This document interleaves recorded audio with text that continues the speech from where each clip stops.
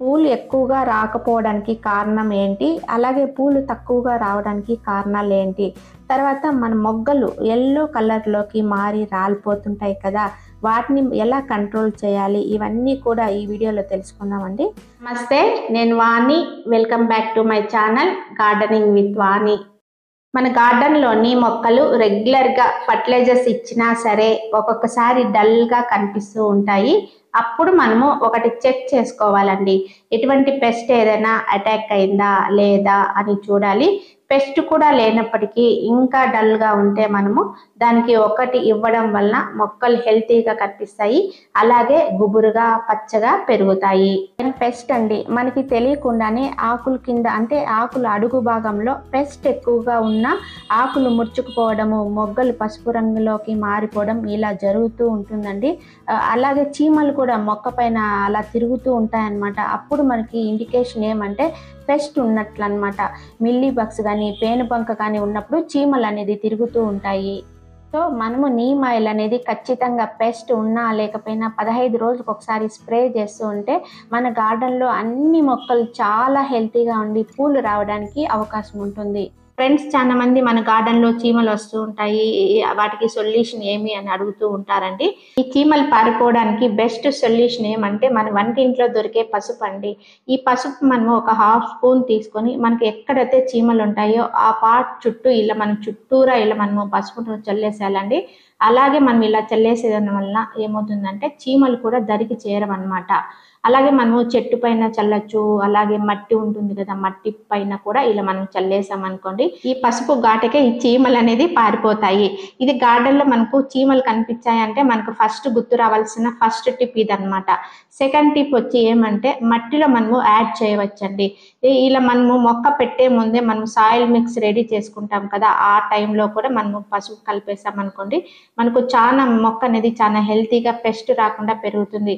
ఒకవేళ మనం అలా కలపలేదు అనుకుంటే ఇలా మట్టి పైన కూడా మనం ఇలా చల్లేయచ్చు అనమాట. ప్రతి ఒక్క కుండీలో కూడా ఇలా నెలకు ఒకసారి మనం ఒక స్పూన్ పసుపు వేసేదాని వల్ల మనకి ఫంగల్ ప్రాబ్లమ్స్ అనేది రాకుండా ఉంటాయండి. ప్లాంట్స్ కి ఏదైనా కానీ మిల్లీ బగ్స్, పిండి నల్లి అంటాం కదా, అలాంటివి ఉన్నప్పుడు కూడా మనకు ఈజీగా ఈ చీమలు అయితే కనిపిస్తూ ఉంటాయి. మన ప్లాంట్స్ లో చీమలు ఉన్నాయి అంటే అర్థం ఏమంటే ఈ మిల్లీ బగ్స్ ఉన్నాయి అని మనకు అర్థం అనమాట.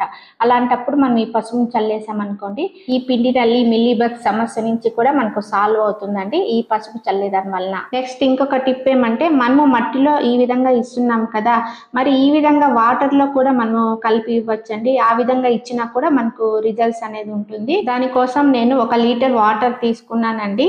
ఈ వాటర్ లో మనం ఒక పెద్ద స్పూన్ పసుపును యాడ్ చేసి ఈ వాటర్ లో బాగా ఇలా కలిపామనుకోండి, బాగా పసుపు అనేది అందులో డైల్యూట్ అయిపోతుంది. ఇలా కూడా మన మొక్కలకైతే ఇవ్వచ్చు. ఈ చిన్న గ్లాస్ లో ఉన్న వాటర్ ని నేను 4 మొక్కలకి ఇస్తున్నాను. అంటే అది పీల్చే విధంగా ఇస్తున్నాను. చూడండి, నేను ఇలా పోస్తుంటే మొక్క అది ఈజీగా పీల్చేస్తుంది.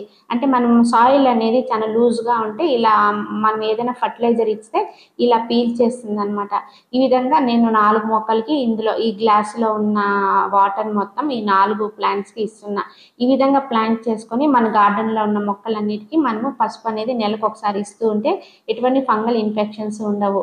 ఇలా ఆకులు కొద్దిగా ఎండిపోయినట్లుగా, చివర కొద్దిగా కలర్ చేంజ్ అయినట్లుగా కనిపిస్తూ ఉంటాయి కదా, దానికి కారణం ఏమంటే ఈ సల్ఫేట్ డెఫిషియన్సీ వలన అలా అవుతూ ఉంటాయి అన్నమాట.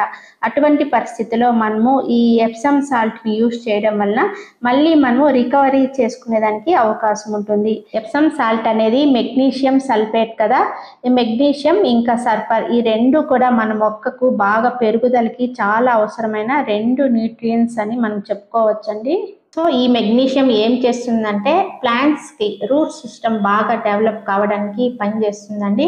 అలాగే వేరు వ్యవస్థ లోపలికి చొచ్చుకొని వెళ్ళడానికి బాగా ఎంకరేజ్ చేస్తుంది.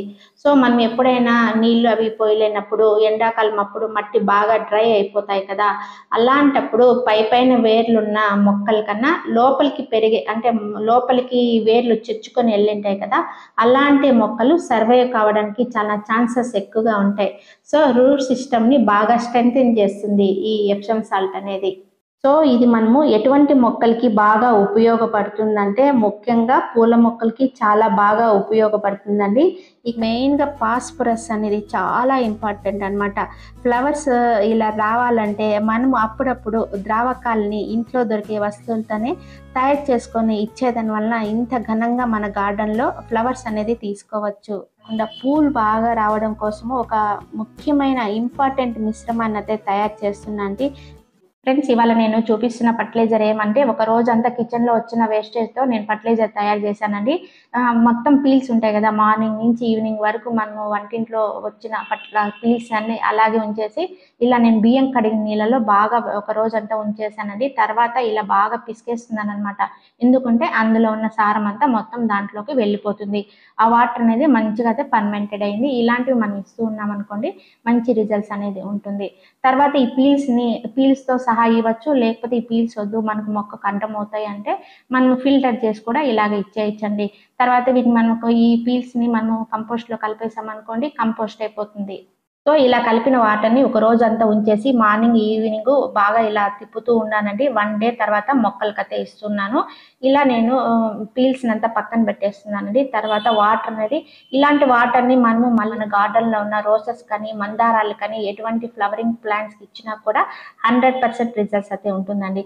ఫ్రెండ్స్, మనకి ఇలాంటి ఫర్టిలైజర్స్ అసలు స్మెల్లే రావండి. చాలా మంచి వాసన అయితే వస్తూ ఉంటుంది.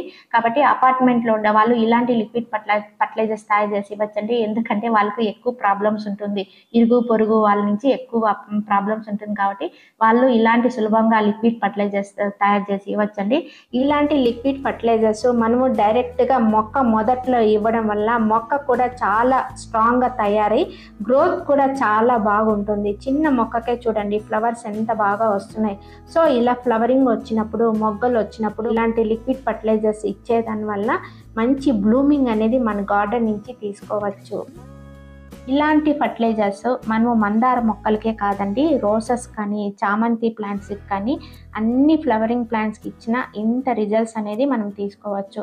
ఈ వాటర్ అనేది మొక్క సైజుని బట్టి ఇవ్వండి. చిన్న కంటైనర్ అయితే కొంచెం ఇవ్వండి. పెద్ద కంటైనర్ అయితే కొంచెం ఎక్కువగా ఇవ్వండి. ఎందుకంటే ఎక్కువ పోసినామనుకో వాటర్ కింద పోయి వేస్ట్ అవుతుంది కాబట్టి మొక్క పీల్చదగినంత ఇస్తే సరిపోతుందండి. మనము ఎలాగా బలమైన ఆహారం తింటున్నామో అలాగే మొక్కలు కూడా ఇలాంటి బలమైన ఫర్టిలైజర్స్ అంటే జీరో కాస్ట్ అన్నమాట. మనము పడేసే వస్తువులతో చాలా రకాల ఫర్టిలైజర్స్ తయారు చేసి మన మొక్కలకి ఇస్తూ ఉన్నామనుకోండి ఇంత ఫ్లవరింగ్ అనేది మన గార్డెన్‌లో తీసుకోవచ్చండి. అలాగే లిక్విడ్ ఫర్టిలైజర్స్ మన ఇంట్లో కిచెన్ వేస్ట్‌లో వచ్చే ప్రతి ఒక్క వస్తువుతో జీరో కాస్ట్‌తో తయారు చేయవచ్చండి.